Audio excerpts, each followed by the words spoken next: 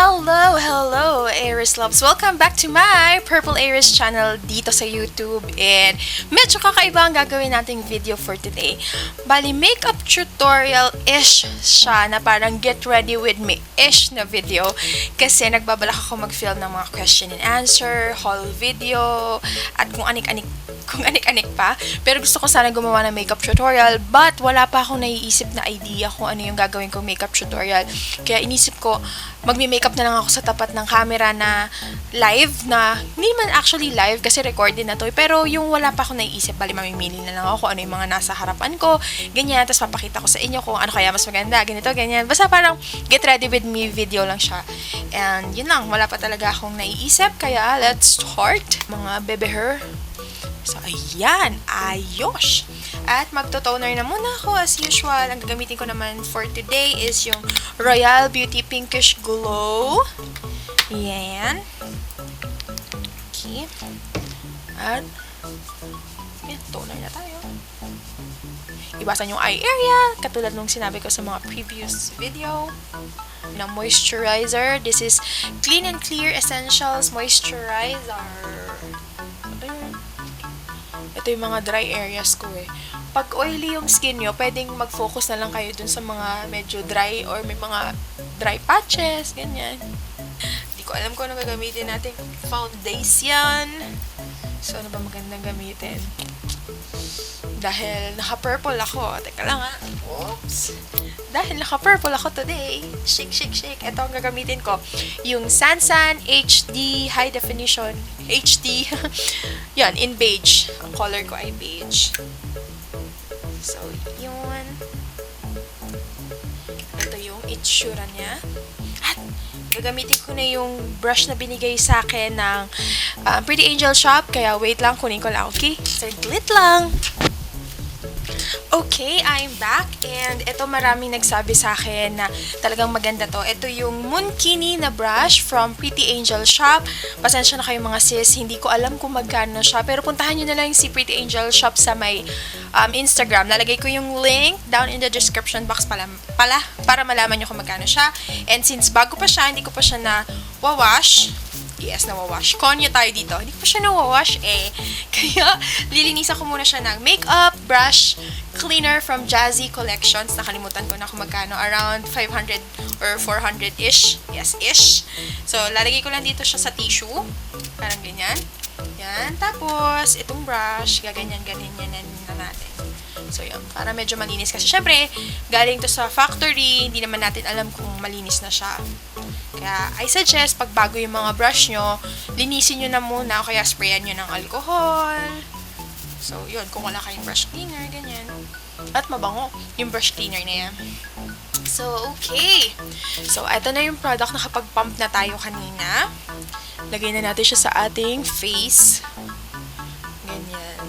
Kalat lang natin. Ayan, okay na muna yan. Wag na muna natin masyadong damihan. And gagamitin ko na itong brush. Sa pagkalat. Aha. Kikita nyo ba? Kunin ko lang yung mirror ko. And, oo, maganda nga siya, oh. Pero masanay kasi talaga ako pag kamay. Pero ayos naman siya. Ewan ko na talaga kung pang foundation to. Pero feeling ko pang foundation naman siya. Mga sis, medyo siya, malambot. Medyo hindi ko masyadong ma-feel na strong yung paglagay ko ng foundation. Kaya ewan ko, try natin. Kasi meron pang isang binigay sa akin si Pretty Angel Shop. Try din natin siya. Ito naman, ang tatak niya is Everyday Minerals. And meron ditong presyo, 150 pesos. And feeling ko mas matigas to. Mas maganda siya pang lagay ng foundation. So, switch brush. And syempre, lilinisan natin siya. Shuk. And, yun nyo lang. Oo, feeling ko mas ayos to panlagay ng foundation. Okay. Ayun, tama naman ang aking hula. Verdict tuloy. So, medyo hindi ko pa gusto yung coverage. Dagdagan pa natin uli. Mga sis, comment pala kayo. Kasi iniba ko na yung ilaw ko from 3 watts, naging 9 watts na yung LED na ilaw ko. Hindi ko alam kung masyado bang maputi, kailangan ko bang maglagay ng yellow na ilaw, ganyan. Tapos panoorin nyo yung vlog ko, pinakita ko dun yung setup ko. Tingnan nyo, ewan ko kasi, pero hindi ko na binuksan yung ilaw ng kwarto. Yung mismong vanity mirror ko lang, medyo humaba na tong video na to, pero ayaan nyo na. Yung vanity mirror ko lang yung ginamit ko. Ewan ko, mas maganda ba? Kasi may natutulog sa likod ko. Pero ewan ko, mas okay ba? Mas naging maayos ba ang ating lighting? So, yan. O, wait lang. Focus, yan. O, masyado bang maputi? O, ayos lang. And let's now move on sa makeup. Lalagyan ko din dito kasi meron kong mga dark circles. Bitagay ng ilang. Beta. Dito. Medyo yan. Dyan. Ayan. Ayan. Magkikilay na tayo. For kilay, ang gagamitin ko ay saglit lang. Okay, I'm back. Ang gagamitin ko is itong Etude House, yung pinaka-favorite ko, drawing eyebrow pencil. I'm in number 1. Ito yung mag-gray-gray na ma-brown-brown. Gagawin natin, mag-outline muna tayo. Sundin lang natin yung may buhok na part. Kung masyadong ilagpas, para wag magmukhang Betty La Fea.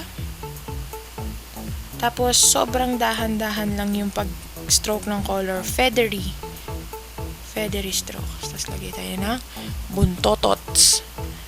Tapos, anahan nyo lang yung mga areas na walang buhok or yung bald areas.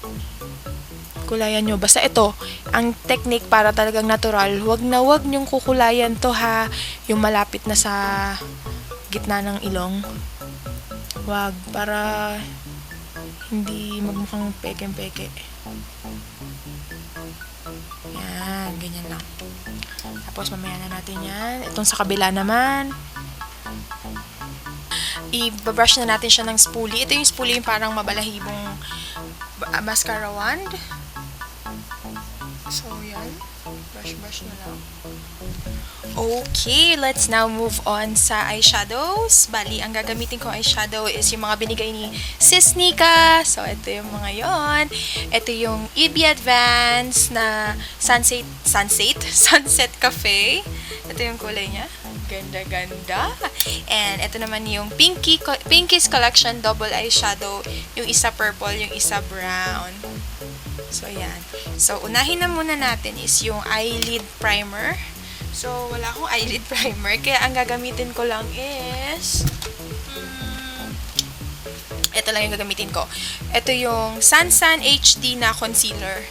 Yan. Close up. Spread natin.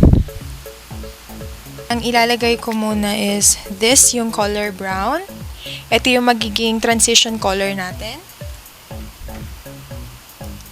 Ganyan, sa kabila rin.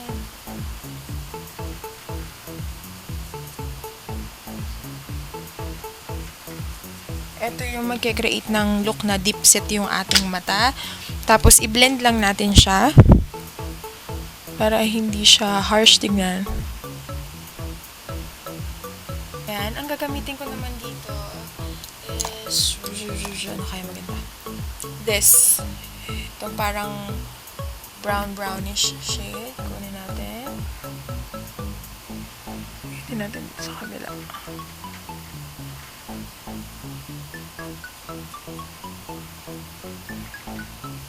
Ayan. At ilalagay natin siya sa pinakagitna lang. Hindi natin ikakalat.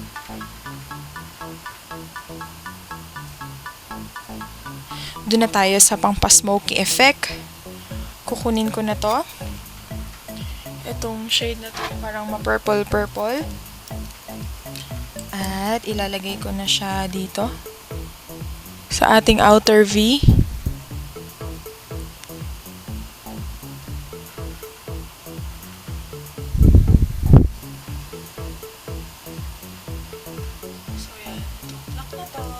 Lalagay natin yan dun sa pinakadulo.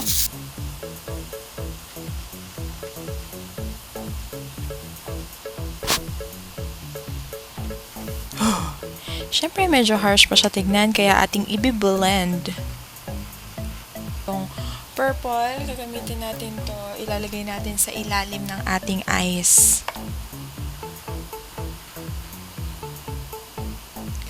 Okay, ito na ang ating eyeshadow. Maglalagay ako ng gel liner. Ang gagamitin ko is this gel liner from LA Girl.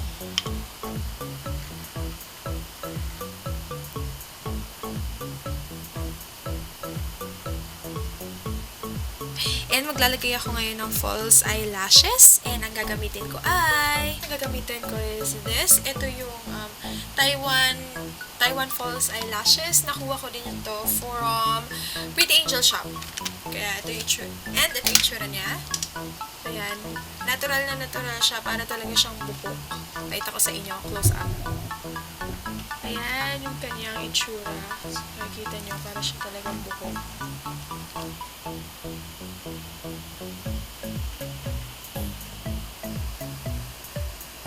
So, yan. Ito yung wala. Ito yung meron. Lagyan ko na muna yung kabila. Ayan na. Nadikit ko na yung eyelash. Tapos, nagdadagdag na lang ako ng mga eyeshadow para mas maging vibrant. Nagdadagdag ako ng itim. Para maging mysterious lalo ang ating look. Ayan. Dagdag lang ako. Bali, maglalagay lang ako ng second coat ng gel liner natin kasi naging na siya, shimmery na siya. Tapos, lagay din tayo ng black eyeliner. Gagamitin ko yung Maybelline crayon liner.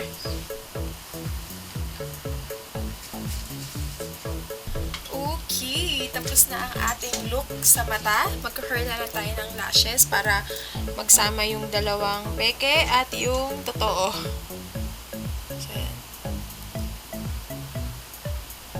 Okay, let's now move on sa pagpa-final ng ating foundation. So, maglalagay ako ng concealer para ma-brighten up yung ating dark circles. At ang gagamitin ko is this Sansan Concealer Natural.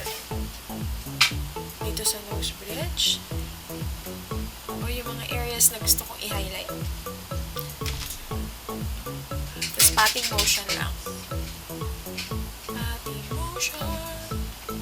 Let's now proceed sa pagpa-foundation. Ang gagamitin ko as foundation is this EB Advanced na BB Mineral Matte Oriental. So, yan. Kuha na tayo ng brush. Okay, let's now move on sa pagko-contour. Ito yung gagamitin ko. This is Fanny Serrano Two-Way Cake in Raja or Raha.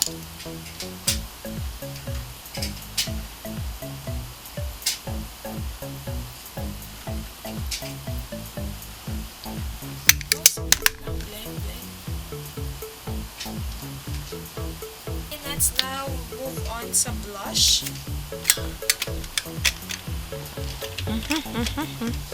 Alright, I'm back. Ang gagamitin kong blush is this Careline Starlight Shine.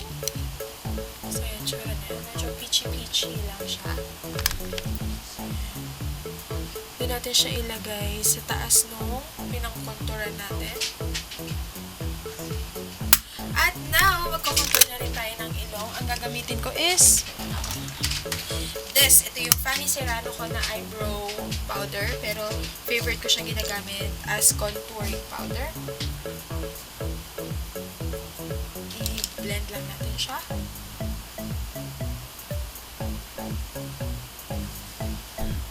Ang next naman ay lips. Ang gagamitin ko muna is lip liner from Sansan. Ito yung hindi ko alam kung anong number to. Basta yung color pink.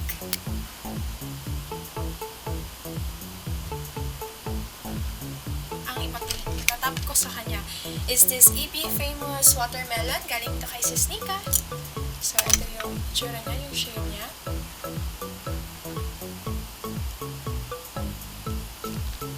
Okay.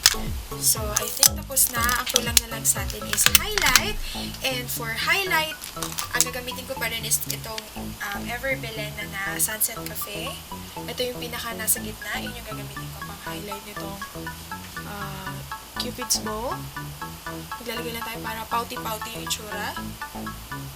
Madami. Dito, sa gitna ng ilong, lagay din tayo ng kaunti.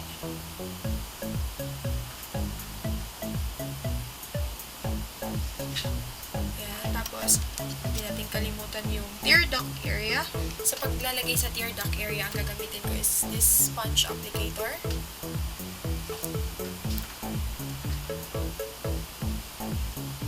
Ito yung magko-complete ng look natin para tayo mas lalong glowing, ganyan. Ayan. And maglalagay din tayo dito sa taas ng brow bone.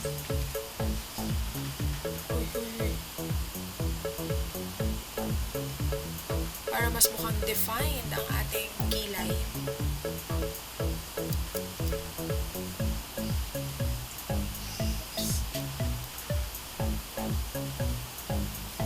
So, ayun. Tapos na ang ating makeup. Dito na tayo sa hair. And sa hair naman tayo. So, for my hair, gising na si Sky. So, sa hair ko, hindi ko na maitutuloy dahil gising na yung aking anak. Pero, wait lang. That's it, Pansit! This is ang ating on-the-spot makeup tutorial / get ready with me video. Sana nagustuhan nyo. Try nyo din siya, Iris Loves. Tapos, pag na-try nyo siya, kung meron kayong Instagram, itag nyo lang ako. Sorry, nandyan si Sky. Gising na si Sky. Itag nyo lang ako. Tag nyo ako, Purple Iris. Ano ba magandang tag? Teka, isip ako. Purple Iris Inspired Makeup. Purple Iris Inspired Makeup. Oh, yun na lang. Purple Iris Inspired Makeup para makita ko kung ano yung nangyari, kung ano yung kinalabasan nun sa inyo. And yun lang. Maraming salamat sa panonood. Ang taray ng buhok ko. Hi, Sky! So, ayun lang, Iris Loves. Dito ko na tatapusin itong aking video. And watch out for more videos dahil mag-film pa ako ng marami pagkatapos nito. Huwag maingay dyan sa taas! So yun lang, maraming salamat. Mahal na mahal ko kayo. I'll talk to you on my next video. Bye-bye!